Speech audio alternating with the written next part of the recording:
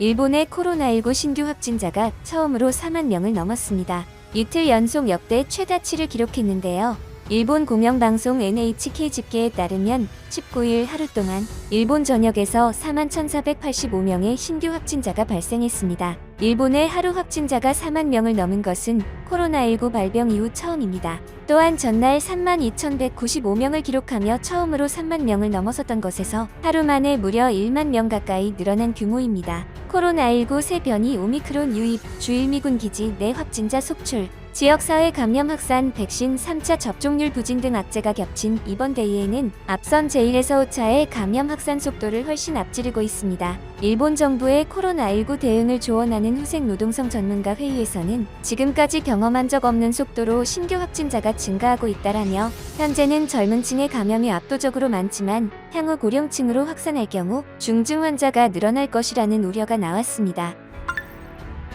구독과 좋아요 한 번씩 부탁드립니다. 일본 정부는 이날 코로나19 확산을 막기 위해 도쿄를 포함한 13개 광역지방자치단체에 방역 비상조치인 만연 방지 등 중점 조치를 이달 21일부터 다음 달 13일까지 적용한다고 발표했습니다. 기시다 후미오 일본 총리는 이날 코로나19 대책본부 회의에서 중점조치 적용 지역 확대를 결정하며 광역지자체와의 밀접한 소통, 전문가의 의견에 근거한 과학적 판단, 의료진의 협력, 무엇보다 국민의 협력을 얻어 이 위기를 극복하고 싶다라고 밝혔습니다. 그런데 일본은 기시다 총리 취임 후 확진자 수가 급감한 상황에서 일본은 청결이 습관화돼 있는 데다 집에서 신발을 벗고 대중교통에서 떠들지 않는 문화로 코로나19로부터 안전한 나라가 됐다는 자화자찬식 보도를 하기도 했는데요. 당시 일본 정부가 하는 일이라면 무조건적으로 응원을 보내는 보수 네티즌들조차 청결과 은폐조차 구분 못한 기사라며 혀를 차기도 했습니다. 이 자화자찬식 기사에 일본 네티즌들조차 비판의 목소리를 냈는데요. 청결해서 감염되지 않은 게 아니라 검사를 제대로 하지 않아 드러나지 않았을 뿐이라는 것입니다. 그리고 그렇게 청결해서 감염되지 않았으면 왜 지금은 확진자가 4만 명을 넘냐는 반응입니다. 앞뒤가 맞지 않는 발언이죠. 일본의 이러한 모습은 일본이 얼마나 현실을 인정하지 않고 은폐하기에만 급한 나라인지 알 수 있는 대목입니다. 한편 코로나 국면의 새로운 게임 체인저로 부상하고 있는 화이자사의 팍스로비드에 세계의 시선이 쏠리고 있습니다. 코로나19 먹는 치료제인 팍스로비드가 지난 13일 국내에 반입됐습니다. 13일 인천국제공항을 통해 국내에 들어온 팍스로비드는 초기 도입 물량 3만 1,000명분 중 2만 1,000명분으로 3주 동안 하루 1,000여 명에게 처방할 수 있는 분량이며 나머지는 1만 명 분량은 1월 말께 추가 도입된다고 알려졌습니다. 한편 미국 화이자가 만든 코로나19 먹는 치료제 팍스로비드가 국내에 도입된 것에 대해 외신도 주목하고 있습니다. 미국 ABC는 14일 한국이 화이자 치료약을 처음 공급받았다는 제아의 기사를 통해 우리나라의 팍스로비드 확보 상황을 자세히 전했습니다. 전날 2만 1천 명분을 확보한 데 이어 이달 말까지 1만 명분을 추가로 확보한다는 내용과 함께 이들 분량이 어디에 어떻게 활용될지 등을 설명했습니다. 이어 한국 정부가 머크사의 몰누피라비드에 대해서도 긴급 사용 승인을 내릴지 여부를 검토 중이라고 전했습니다. 이 방송은 팍스로비드가 전 세계적으로 부족해 공급이 빠듯하기 때문에 이 알약을 공급받게 될 환자도 제한돼 있다고 지적했는데요. 실제로 팍스로비드는 세계적으로 미국, 영국, 이스라엘 정도만 초기 물량을 확보한 것으로 전해졌습니다.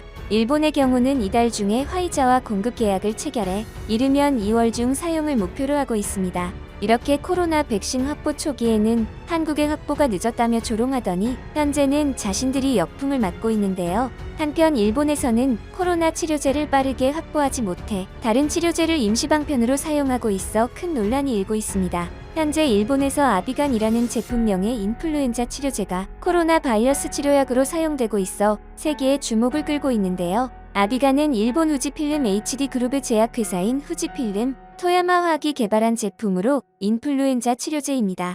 블룸버그 통신은 후지필름 HD 주가 대폭 상승, 아비간의 신형 폐렴 치료에 시험 투여, 신형 인플루엔자용으로 약 200만 명분 정도 비축으로 납입 완료 등의 기사를 내보냈습니다. 블룸버그는 또 후지필름 홀딩스가 신형 인플루엔자 치료약 아비간의 증산 검토에 들어갔다. 일본에서 감염 확대가 계속되는 신형 코로나 바이러스 치료약으로서 정부로부터 증산 요청을 받은 것이다 라고 보도했습니다. 한편 아비간의 효능 효과 및 사용상의 주의에는 다른 항인플루엔자 바이러스 약이 효과가 없거나 불충분할 때 신형 또는 재응용 인플루엔자 바이러스 감염증에 사용한다고 국가가 판단한 경우에만 환자에 대한 투여가 검토되는 의약품입니다. 아비간은 세균 감염증에는 효과가 없으며 소화 등에 대한 투여 경험은 없다고 기재되어 있습니다. 또한 인과관계는 불명하지만 부작용으로 추락 등에 이를 우려가 있는 이상 행동이 나타나는 경우가 있으며 쇼크 및 아나필락시스 등의 부작용도 적지 않습니다. 한편 한국은 일본이 코로나 치료제 확보가 늦어지고 인플루엔자 치료제로 임상을 진행하는 동안 국산 백신 개발에 박차를 가하고 있습니다. 현재 국내 8개 기업이 코로나19 백신 임상실험을 진행하고 있는 가운데 SK바이오사이언스의 임상 3상이 참여자 모집을 완료했습니다.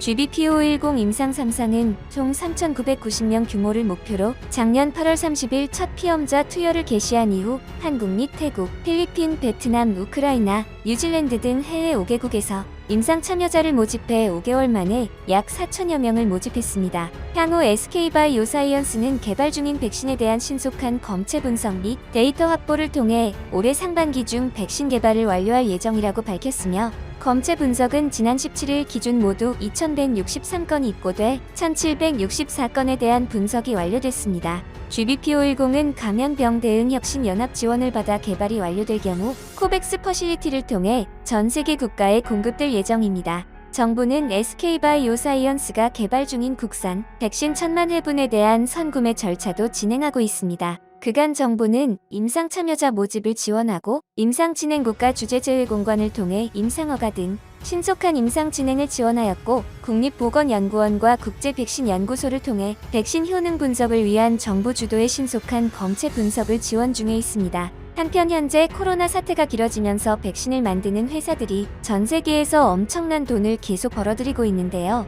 모든 나라의 백신이 골고루 돌아갈 수 있도록 그 특허를 포기하고 내용을 공개하라는 압박에도 회사들은 움직이지 않고 있습니다. 그런데 최근 특허를 포기하겠다고 선언한 백신 개발진이 등장했습니다. 베일러의대 연구팀을 이끌고 있는 피터 호테즈, 마리아 보타치 교수는 자신들이 개발한 코로나 백신 코르베백스의 특허를 포기하겠다고 선언한 것입니다. 현재 화이자와 모더나는 올해에만 백신 판매로 111조 원 넘게 벌어들일 것으로 예상되는데요. 이들의 관심사는 백신으로 돈 버는 것이 아니었습니다.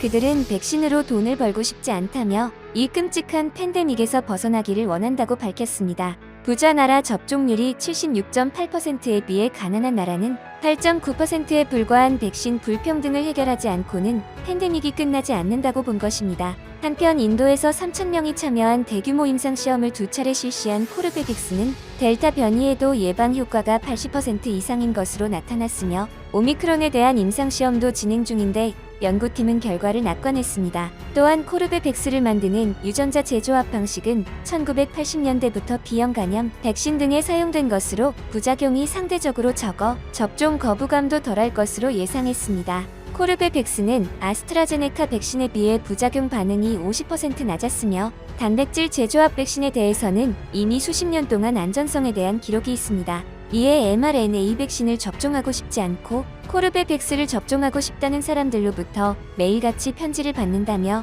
이것은 백신에 대한 사람들의 거부감을 극복하는 데도 도움이 될 것이라고 밝혔습니다. 그런데 이 교수진들은 백신 생산 능력을 갖춘 한국이 백신을 함께 생산해 저소득 국가에 공급하자고 제안했습니다. 미국이 아닌 한국에 이와 같은 제안을 했다는 것은 미국만큼 한국의 백신 생산 능력을 높게 본 것입니다. 그들은 우리는 코르베백스 생산을 늘리기 위해 한국 기관과 협력 관계를 맺고 싶습니다. 백신을 생산할 수 있는 나라는 많지 않습니다. 그래서 한국은 매우 특별합니다. 라고 밝혔습니다. 그리고 한국 기업이 원하면 백신 제조에 필요한 모든 정보를 넘기겠다고 했으며 연구 자산을 넘겨줄 수 있을 뿐만 아니라 제조 과정에 대한 우리의 모든 정보도 제공할 수 있다고 밝혔습니다. 이처럼 현재 한국은 백신 허브로 손꼽히며 일본과는 비교조차 되지 않는 상황입니다.